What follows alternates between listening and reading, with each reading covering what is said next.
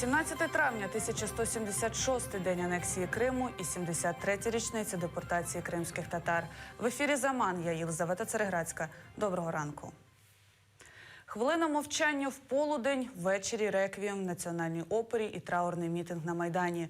В Україні вшанують пам'ять жертв депортації кримсько-татарського народу. Наші журналісти у вечірніх випусках розкажуть про те, як це було.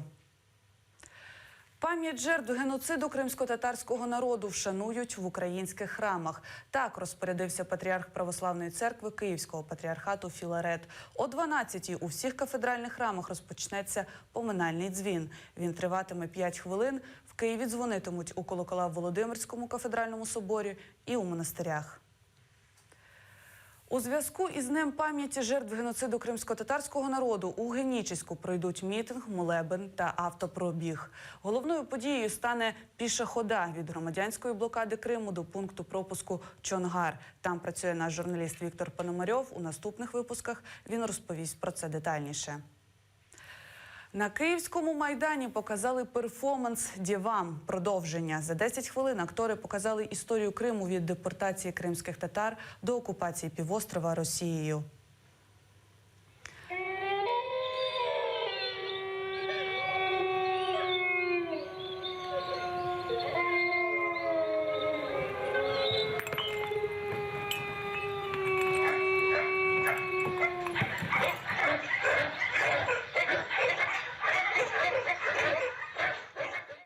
Історія кримсько-татарського народу від часів депортації до сьогодні.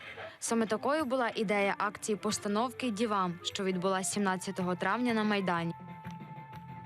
Смысл всего этого, да, это наша земля, которую крымско-татарский народ с собою всегда носит в сердце своем и возвращается, и постоянно возделывает эту землю, приводя ее в порядок. Финал этого перформанса – дети, то есть следующее поколение, которое обязательно вернет эту землю. Мы обязательно все вернемся сюда и будем жить, и никому больше не позволим чужим сапогом топтать нашу землю. Ліля приїхала із Криму. Жінка розповідає, під час перегляду постановки ледь стримувала емоції. Не просто слезы, обильные слезы. И не только у меня, а и у женщин, которые стояли рядом со мной. Мы просто расплакались. Після завершення постановки розпочалась щорічна акція «Запали вогник у своєму серці». Люди виклали за допомогою свічок мапу Криму, герб кримських татар та України, а також англійською слова «Ні геноциду». Сам посыл именно не обычным, да, не политическим путем, а через то, чтобы люди прочувствовали своей душой, своим сердцем те трагические события, которые произошли в ночь 17-18 мая 1944 года. Ельвір – кримський татарин. Його бабуся та дідусь були депортовані у 1944 році. Мой дедушка и моя прабабушка, они в деталях все помнят, как их выселяли. Вплоть до того, что им говорили, во сколько пришли, сколько минут дали на сборы. Потому что это их боль. И эта боль передается нам, молодому поколению. И мы должны помнить все это. Будь-який перехожий міг долучитися до акцій і вшанувати пам'ять депортованих кримських татар. Катерина Буцхрікідзе, Діана Матвіїв, Асан Емінов, «Заман», АТР. Запали вогник на шляху до повернення. На Старокиївській горі перед Національним музеєм історії України зі свічок виклали мапу Криму, батьківщини кримських татар, яка зараз знову для багатьох із них стала недосяжною мрією.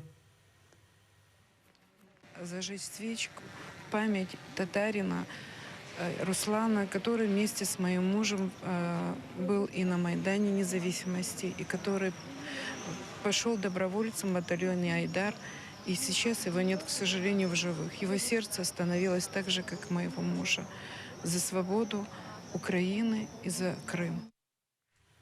Напередодні Дня пам'яті жертв депортації кримсько-татарського народу в Бахчисараї пройшов турнір з вільної боротьби «Унутма». Його присвячено цій трагічній річниці. Біля 100 юних спортсменів від 7 до 16 років розіграли 10 комплектів медалей у 10 вагових категоріях. Турнір, присвячений 18 травня, проводиться вже другий рік поспіль. Всі учасники та призери отримали дипломи і пам'ятні призи.